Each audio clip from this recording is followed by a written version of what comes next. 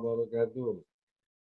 Salam jumpa pada para pemirsa yang sudah tergabung di channel YouTube Gapkin.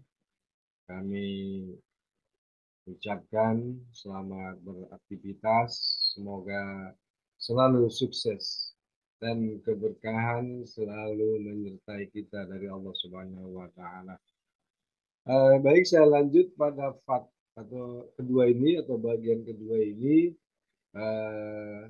permohonan atau persyaratan untuk melakukan permohonan sertifikat badan usaha jasa konstruksi akan saya lanjutkan pada bagian yang kedua, yaitu sebelum kita melakukan verifikasi validasi data permohonan. Nah, kita terlebih dahulu mempersiapkan berkas-berkas administrasi yang nanti akan kita kelompokkan menjadi beberapa bagian. Ini tujuannya untuk memudahkan kita pada saat kita akan melakukan pengisian formulir di portal PUPR dan juga upload data di menu portal PUPR dalam hal untuk mengajukan permohonan sertifikat badan usaha untuk menunjang kegiatan usaha. Baik, saya lanjutkan tutorial pada kesempatan kali ini. Sebelumnya juga saya doakan kepada teman-teman para pemirsa yang baru saja bergabung dan juga yang sudah bergabung dan sudah melakukan subscribe pada channel YouTube saya ini. Saya doakan semoga usaha yang dilakukan senantiasa memperoleh kemudahan, kesuksesan, dan keberkahan. Saya lanjut pada tutorial kita pada kesempatan kali ini. Video kita kali ini sudah muncul layar,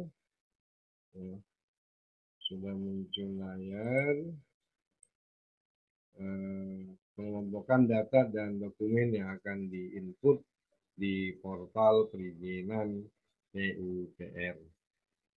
Baiknya saya zoom ya, oke.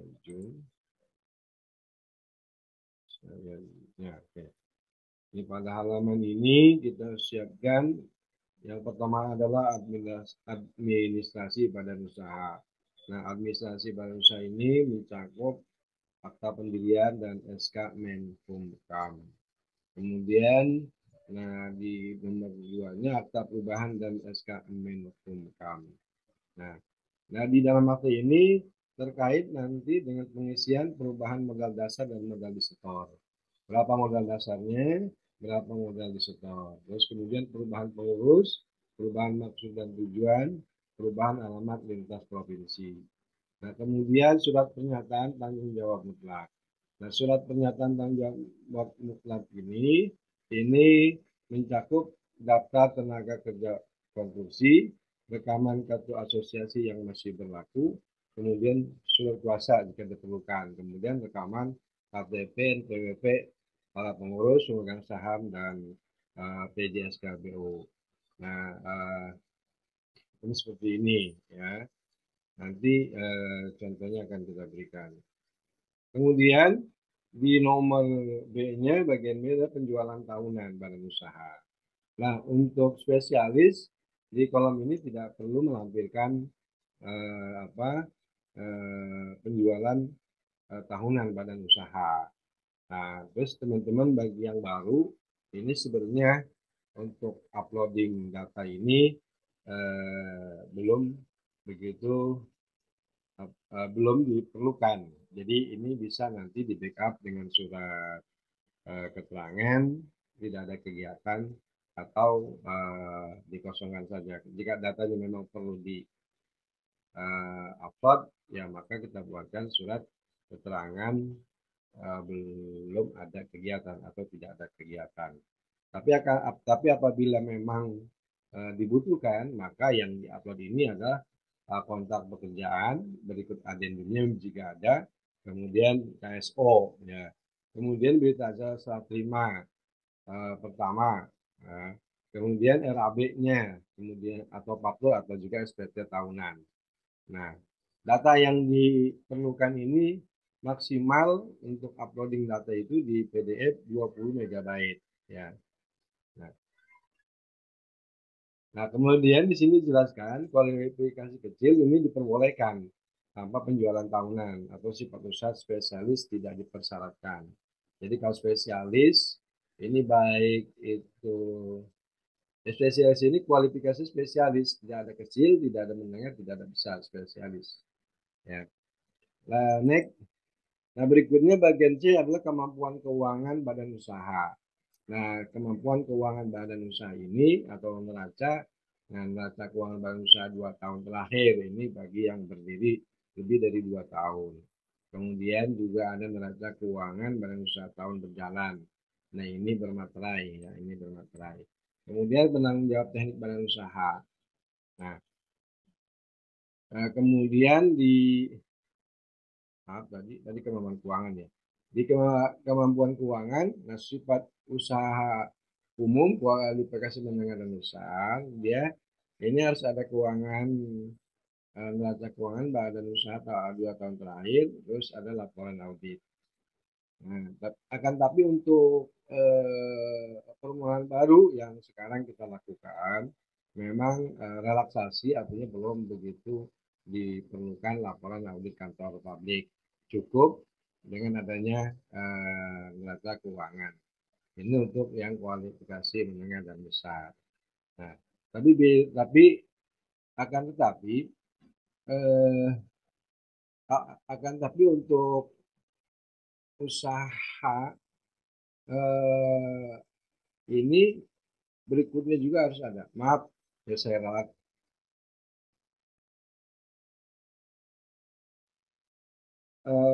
Baik. Yang kedua adalah sifat usaha umum, kualifikasi menengah dan besar. Ini bisa dibaca di sini keterangannya badan usaha 2 tahun terakhir bermaterai. Kemudian nanti ada laporan audit kantor akuntan publik. Nah, kantor akuntan publik ini bisa dilihat di bawah ini ada yang aktif, ya. Jadi PPK Kementerian Keuangan ini bisa dicari di sini kantor akuntan publik yang terdaftar dan diakui oleh pemerintah. Kemudian sifat usaha spesialis. Nah, neraca keuangan bank usaha ini 2 tahun terakhir. Nah, next, bagian D, tenaga kerja konstruksi badan usaha. Nah, ini ada penanggung jawab badan usaha atau PJBU. Nah, ini disiapkan rekaman foto PJBU-nya atau direktur, kemudian nanti akan diupload. Ya, bentuknya JPG, ya, bentuknya image, ya. Kemudian penanggung jawab teknis badan usaha PJTBU. Nah, ini memiliki klasifikasi yang yang lama, ya, tentunya bisa digunakan pakai SKA dan SKT, ya. SKT kelas 1, nah, sesuai subklasifikasi yang dimohonkan. Ini untuk kecil, ya, untuk yang kecil untuk SKT yang bisa setara dengan level 6. Nah, nanti tidak semua SKT kelas 1 itu memiliki konversi level atau setingkat dengan level 6 dan level 5. Kemudian sama persyaratannya untuk penanggung jawab subklasifikasi badan usaha. Nah, ini satu level di bawah, ya, di bawah PJTBU. Kalau PJTBU kecil level atau jenjang 6 untuk PJTBU-nya. Nah, untuk PJSKBU-nya bisa di bawahnya, ya, satu jenjang, yaitu level 5. Dan seterusnya menengah seperti itu. Menengah untuk PJTBU-nya level 7, PJSKBU-nya itu level 6. Ya. Seperti itu, next. Nah, kemudian peralatan. Nah, peralatan ini yang diperlukan itu rekaman bukti kepemilikan. Itu berupa faktur pembelian, BPKB, akta jual beli. Ya, tentunya peralatan ini adalah peralatan konstruksi ya. Kemudian rekaman hasil pemeriksaan pengujian surat keterangan K3 ini. Nah, dari instansi terkait ini ada keterangan. Atau bisa di backup dengan surat pernyataan layak alat layak ini ada di portal LSBU. Kemudian di peralatan siapkan rekaman foto peralatan konstruksi yang akan diupload. Nah, ini ada tampak plat nama, tampak depan, tampak belakang, dan tampak samping. Kemudian surat pernyataan pemenuhan kepemilikan peralatan konstruksi. Nah, ini surat pernyataan pemenuhan kepemilikan peralatan konstruksi. Ini untuk membackup ketika poin 1, 2, dan 3 belum siap atau belum ada. Ya, belum ada baik di sistem SIM PEK itu ya, atau kita belum baru ya, belum ada peralatan, kita bisa backup dengan surat pernyataan pemenuhan kepemilikan peralatan konstruksi. Nah, di sana kalau surat ini di backup dengan surat ini, pernyataannya ini setelah SBU terbit ya, setelah SBU terbit, setelah 30 hari SBU terbit, maka kita harus melengkapi persyaratan 1, 2, dan 3. Adapun teknisnya nanti akan ada konfirmasi atau klarifikasi dari penerbit SBU, yaitu dari LSBU. Ya. Kemudian next, ya, sisi manajemen mutu, ya sama untuk yang baru. Nah, kita siapkan saja surat pernyataan, ya, surat pernyataan sisi manajemen mutu. Nah, ini berlakunya 1 tahun sejak SBU diterbitkan. Nah, poin A, B, C, dan D ini mestinya sudah memiliki ini, akan tapi ada relaksasi kemudahan dalam sistem untuk permohonan di tahun 2002 ini. Ini kita bisa backup dengan surat pernyataan SMM. Nah, nanti setelah 1 tahun sejak terbitnya SBU, nanti akan ada klarifikasi pengawasan dari OSS dan juga dari LSBU. Nah, dari penerbit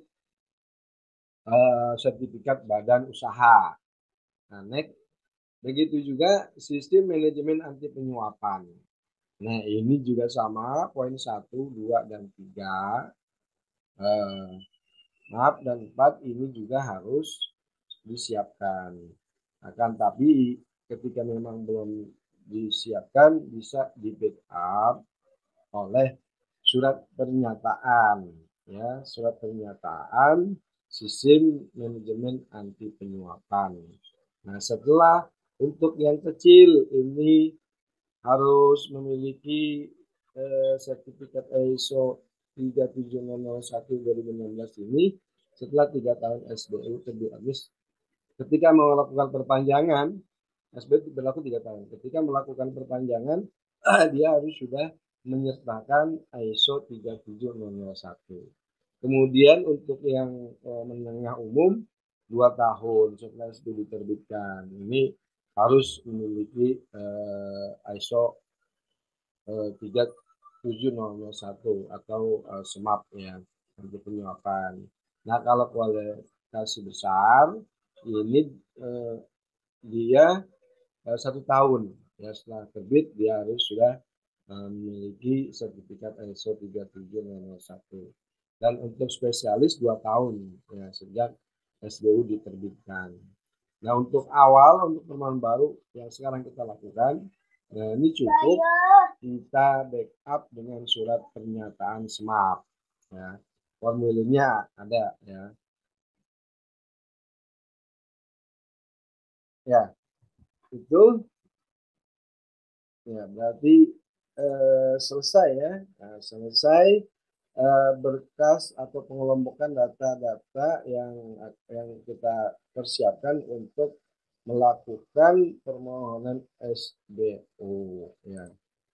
Ya, itu diantaranya di bagian kedua ini saya sampaikan itu. Nah, di bagian berikutnya nanti akan kita lakukan verifikasi validasi data. Apakah berkas-berkas yang dikelompokkan tadi sebagai persyaratan untuk permohonan SBU sudah disiapkan. Nah, ketika itu kita akan cek, kita akan validasi kesesuaiannya dengan persyaratan yang disyaratkan oleh lembaga sertifikasi badan usaha ya dan juga Kementerian PUPR. Demikian dan dapat saya sampaikan, mudah-mudahan bermanfaat. Akhirul kalam, wallahu muwaffiq ila aqwamit thoriq. Wassalamualaikum warahmatullahi wabarakatuh.